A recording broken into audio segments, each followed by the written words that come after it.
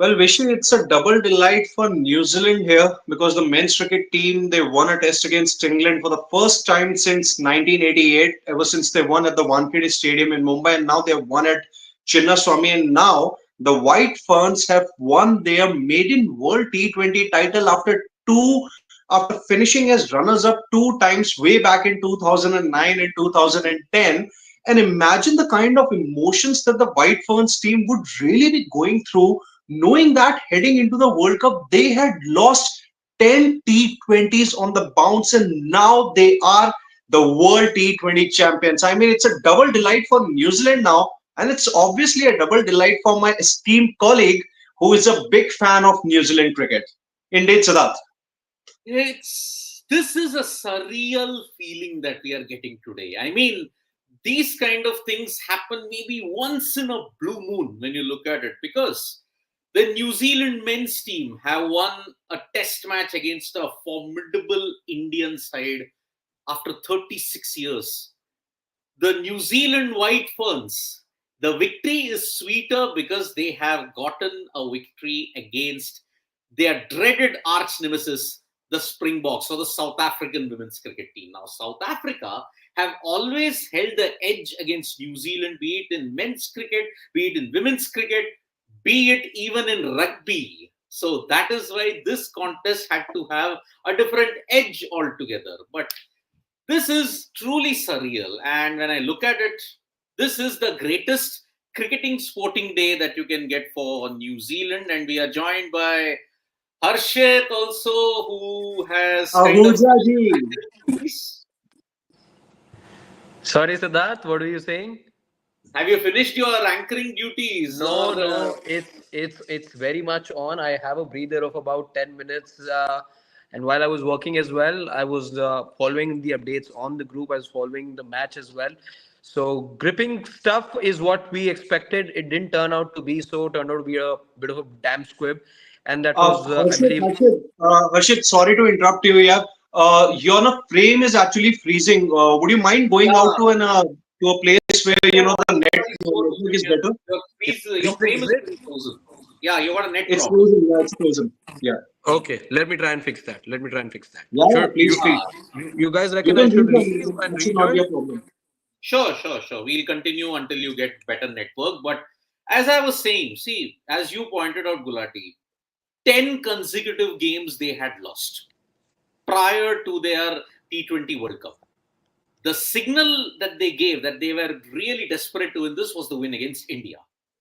Sure. What happened against the Aussies? I mean, I don't know what is the mental block that they have against the Australians, but the Australians are the greatest women's sporting team in history. But despite that, South Africa knocked them out. And I think this is exactly what New Zealand would have wanted, because they would have really struggled against these Australian women's cricket team.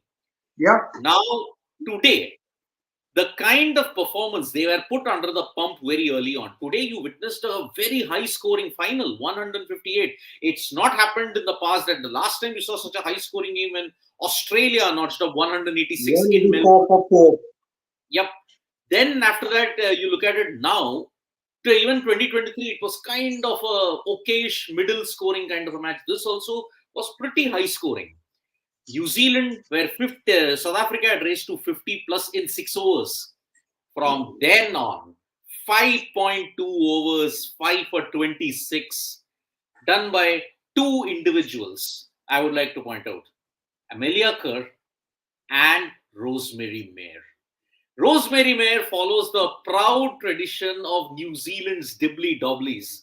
I mean, right Yep. down medium, really superb utilization of the pitch. But Amelia Kerr, today we have found the definition of a new clutch player. That same clutch player who about 7 years ago, Meg Lanning has said is the star of the future. Amelia Kerr today, 3 wickets, 43 runs. And when she does well with the bat, she does well with the ball also. So that is why, goodness gracious me. And I think we are joined by Harshad. I think his network is far better. Is it better now? You guys will have to give me the nod for that. No, it is still not good, Harshit. It's unfortunately getting frozen. Yeah. Nope. In that case, if I'm audible to you guys, I'll leave it up to you guys to talk everyone through with what happened, because unfortunately I can't leave the studio. I just quickly, because I can see you very well, Siddharth. How is it for the Kiwi fan inside you? There's an India win from for the first time since '88, and then New Zealand become only the fourth team to win the Women's T20 World Cup. How happy are you, and what is it that you're treating us with tomorrow?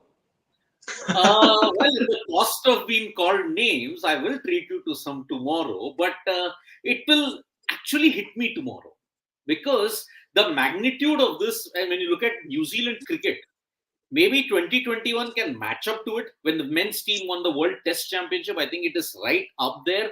But winning in India, which a generation of New Zealand cricketers never knew, and now winning the T20 World Cup after being bridesmaids, if you look at it, for two consecutive editions, 2009 and 2010.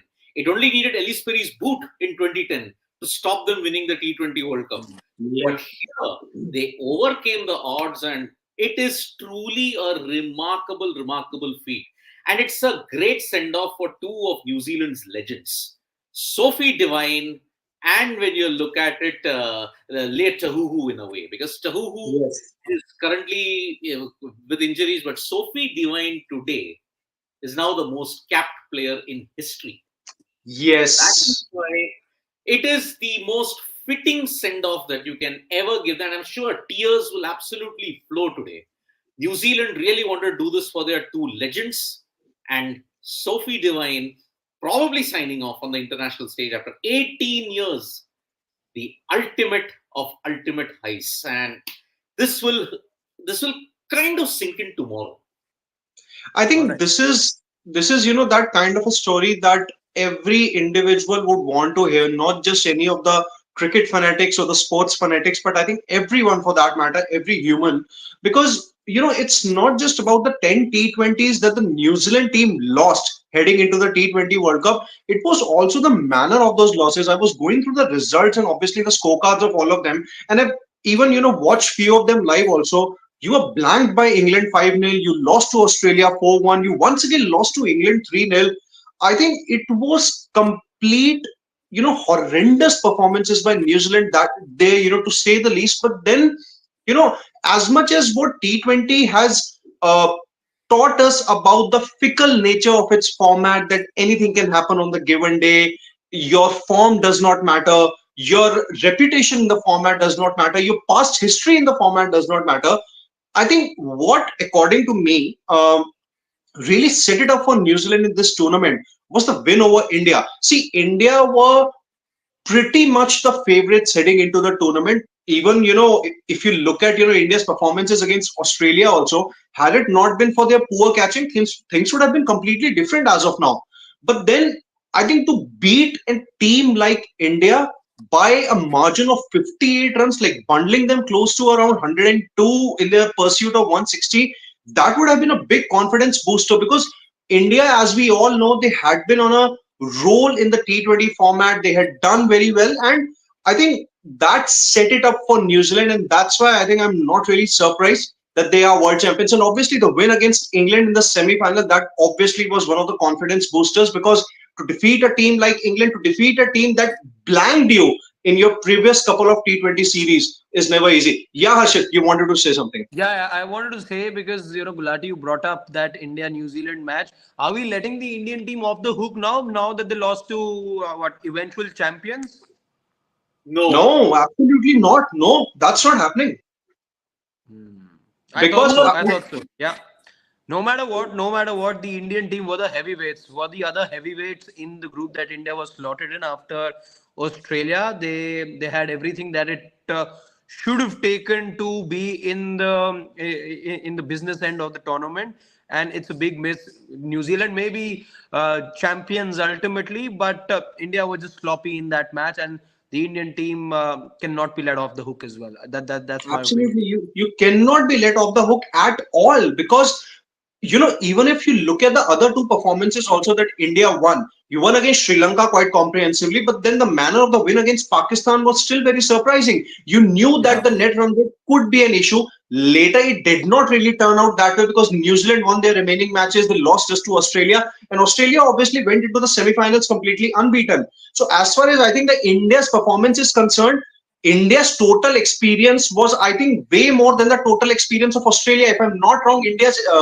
the playing 11 of India had a total experience of 775 odd matches. So that you can correct me on that front. And I think Australian players did not really have that experience. So if your Indian captain just goes into a press conference and says that we do not really have the experience of we did not really have the experience of performing in those crunch situations, I'm not going to agree with it because you have a plenty experience. You have players now who are performing in the Women's Premier League also, and at the very same time you've given Australia and England a good fight, and not just in T20s, but you have defeated them in Test cricket also with pretty much the same core.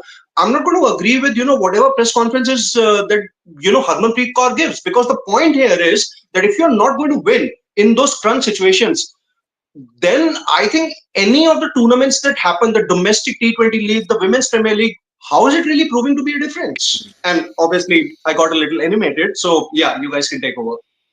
Yeah, I mean, see, India did not help themselves with some sloppy fielding. If you field badly, you have no right to win the tournament.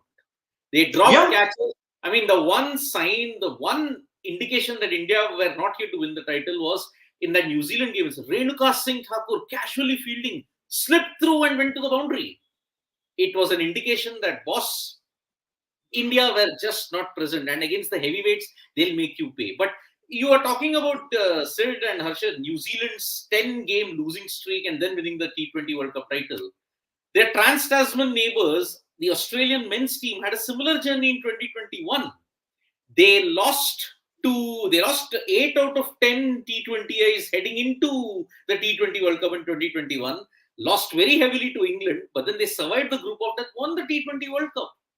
This is how I look at New Zealand's Phoenix-like resurgence in this T20 Women's World Cup. They needed a shot in the arm. They needed their players. There's a new, if you look at it, stars who want to ensure that New Zealand cricket goes forward in the women's section, especially Brooke Halliday. Then there is also Rosemary Mayer, Amelia Kerr. Everything will now revolve around Amelia Kerr, a future captain, a future great of the women's cricket team, yeah. and future might be looking very, very good indeed. So this win will really give New Zealand cricket's future generation a big, big shot in the arm. And In today, fact, it in was fact, just Brooke to add Halliday. to how Yeah. good Amelia Kerr was and how instrumental she's been in this campaign, look at her performance on the night.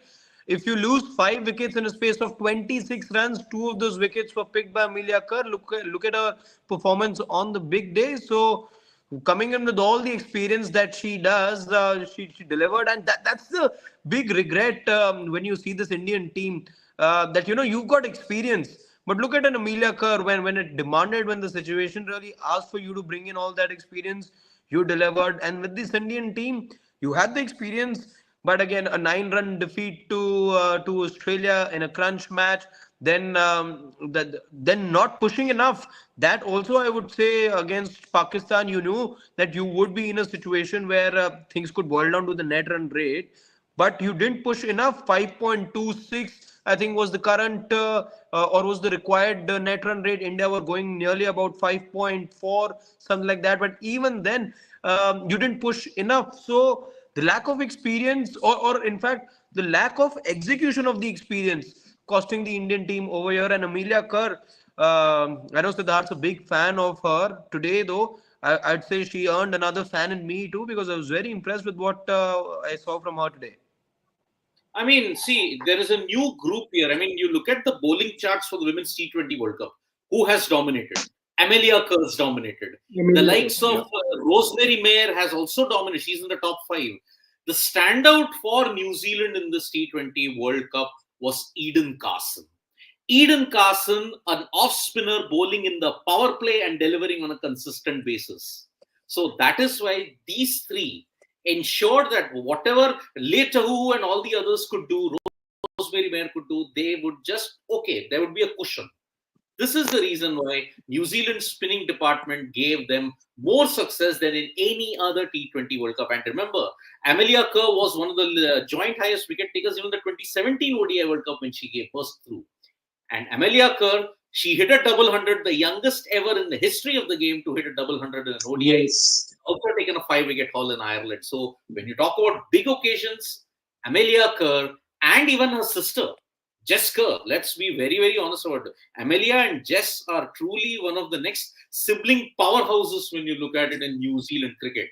But today, a divine salute to Sophie Devine. What a awesome career she's had. Leah Taru, who also a brilliant, brilliant career. And New Zealand today will really celebrate. This is a celebration for whatever way you look at it. Why Australia and New Zealand, when you look at it, why they are such equal societies? They have equal success. They gain equal appreciation when both the men and the women's team do it. So New Zealand Yep. are an elite nation where both women's and men's cricket have achieved the double success in ICC events. India, hopefully they do it in 2025, 2026, whenever that happens. I think it's only a matter of time, but there is still a long, long way to. As I said, New Zealand may have closed the gap slightly, but Australia, the Southern Stars are still up here. And they only Yeah. didn't make it because there was no Alyssa Healy. Let's remember that. Yeah. So, So that, Siddharth, before we just get to comments now, I would just like to hear from both of you, and we can begin with you, then we can get to Harshit there. My point here is that how do you rate this T20 World Cup? See, we all know that this T20 World Cup was set to be held in Bangladesh, but because of the political turmoil and the tensions, it got shifted to UAE. Obviously, Bangladesh they were still the hosts of the tournament, but then it got shifted to Dubai and Sharjah.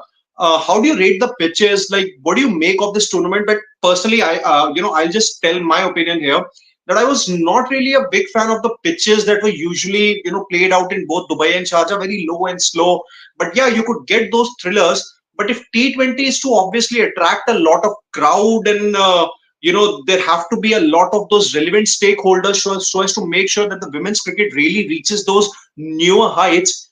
Don't you think that, there could have been a space for maybe slightly more flat pitches? Harshit, you can go first. I'm I just trying to fix my connection, Siddharth.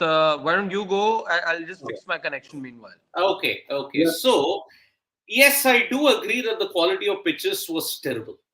It was absolutely terrible. And looking at the way even 93 and 110 or 120 were sometimes getting very difficult to chase.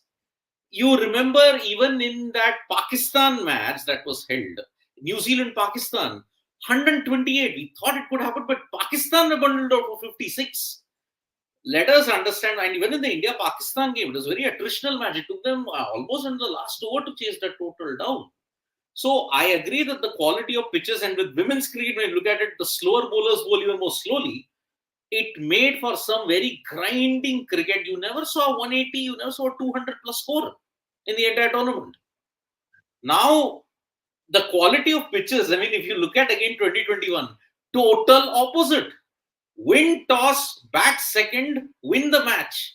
Here, Yes. the uncertainty factor was there, but the pitches were very, very, very slow. And I think it kind of doesn't make good viewing as such. But I would also add that because you're gonna get two new winners with New Zealand winning, I think now all that might be pushed into the background now. Because yes, as you said, Bangladesh they couldn't host it, but I think the quality of wickets in Bangladesh would have been the same. Somehow, if I look at it, you would have hosted it in three venues, maybe Fatullah, you may have hosted it in Mirpur, you may have hosted it in Chattogram, but all three venues they might have been flatter, even Sylhet for that matter, four. So great result, but yes, the pitches were a lot left to be decided. Okay. Okay. Yeah. Can you guys hear me? Yes, Yeah, we yeah, can. bilkul. Just go on. Yeah. Yeah. So yeah, I'll try keeping it short. I do believe yes, pitches were a bit of an issue. Again, of all the games, I saw the Indian games closer with a closer eye, let's say, than the other matches. But I do remember how low the ball stayed at times, and that made things very difficult at times for batters. You also look at, I think this was the the match between India Pakistan as well. The ball stayed so low that at times you could not really hold it against the batters. You take a look at the match between, I think this was to do between the New Zealand and Pakistan match as well. There, in fact, the ball stayed even lower, and the conditions were slower as well. So yeah, pitches were a bit of an issue, but at the end of the day, I would say that. That somewhere this was the expectation from UAE. We've seen that with the men's World Cup as well. Conditions were slow. Remember the time in 21 where we saw different pitches in the IPL. But once we know about these UAE pitches, once they get used up, they tend to get very slow. That's what we saw in that 2021 edition of the T20 World Cup as well. So that is my assessment. Maybe the pitches could have been a little more sportier, but look what we got in the final. I think today, hats off to New Zealand for getting that score. The last thing you want to see in a finale is a low scoring finale. You got a high scoring finale today, just that the opposition could not build up a chase. But yeah, at least you didn't see a low score. You didn't see a low scoring thriller. You want to see runs in the final, and at least one team scored those runs. Yep. So Yep. before we take the comments, I mean, again, a tribute. If I mentioned two names, Sophie Devines, then also Leah Tahuhu, Susie Bates. Yes. 334 matches. She has overtaken Mithali Raj for being the most capped international player in history. And only person behind is Elise Perry. But Perry can still overhaul her if Susie Bates decides to go out on the ultimate arrive. So Bates, Divine, Chahuhu, three legends of New Zealand cricket, they go out on the ultimate of high, and that is why this win will be sweeter. Tomorrow we will come to know how huge the celebrations were in the New Zealand camp, and this is a red letter day. Today, 20th October, the men's team doing the unthinkable, the women's team achieving the impossible almost, and hats off to the White Ferns and the Black Caps when you look at it. So, Rishabh Jha is saying, wow, who would have thought that New Zealand will be the ultimate winner of T20 World Cup after coming back of 10 consecutive losses? That's why it depends on your fate sometimes. Repeat of 2021 Australia, man, that World Cup that happened. Australia lost 8 out of 10, group of death, yet they came through and won it. Then Priyanshu is saying, this year gave us ultimate battle of, come on, yaar. RCB versus DC. Was that an ultimate battle? RCB versus DC? You're India talking was about he's talking about He's talking women's about Premier the League. women's world IPL, Siddharth. Women's Premier League, yeah. You don't know even about it all talk too about well. it. You were around that day. Don't even remind me about it. Of course, South Africa versus India. Who can forget June 29th, That was 2024? that was Siddharth Dilwalo Ki Dilli Part 2. Stop being Dilwalo ki for once in your life and apna azmao na somewhere down the line. So finally, First part you saw against Mumbai last year, then came second part against RCB. why Delhi? Why do you do this? So finally, DC and SA are best jokers. 20th October is New Zealand Day City Party. Yes, as our gentlemen are coming tomorrow, there will be a party. So let's see how it is. Austin Kuna saying, Sid, sir, you must have followed New Zealand cricket for so many years. Is this New Zealand cricket's greatest day ever? I mean, I did make it a point when I was in Greater Noida. I had a chance to speak with Tim Saudi. I said, yes, I have been following New Zealand cricket for close to 3 decades. But I think this is right up there. But I think the greatest day for New Zealand was the 2021 World Test Championship final. Exactly. Exactly. That win in the WTC final against India is just right up here, and no one can take that away because the first nation to win the WTC, New Zealand. This is right up there. But then if New Zealand win the series, then I think 28th October will be a red letter day for them. Because they have won series everywhere in the world except India and South Africa. That is why. So, last comments. Well done, New Zealand women. Now their men's team would get extra motivation to win the maiden test series in India. Well, that's a different Yeah, debate. that's a good point. we will be having that debate tomorrow in the dugout when that happens. And Priyanshu, just imagine New Zealand winning the series. Oh, I'll go back to I'll go back to Siddharth's comment that he made in the dugout today. It's obviously premiering on sports today. Siddharth said that at some point the law of averages is going to catch up for the Indian men's cricket team, and who knows? well, Siddharth, let's see how. I hope people don't remember what you said, and I hope people also forget what Gulati just said. Well, see, you already said that I should give a party at the risk of me being called names because New Zealand won against the country where I'm in. So people will not forget that. नहीं भूलेंगे वो कभी. So yes, that's about it, folks. Great day for New Zealand cricket. Fantastic day. New Zealand winning by 32 runs against South Africa. Sophie Devine, Susie Bates, Leah Tahuhu, all going out on the ultimate device. And I'm sure celebrations, it'll be a Mardi Gras like celebrations in Dubai today for the New Zealand women's team. So from me, Sid Gulati and Harshit, bye-bye. We will be back tomorrow with more updates. See you. Good night. Good night.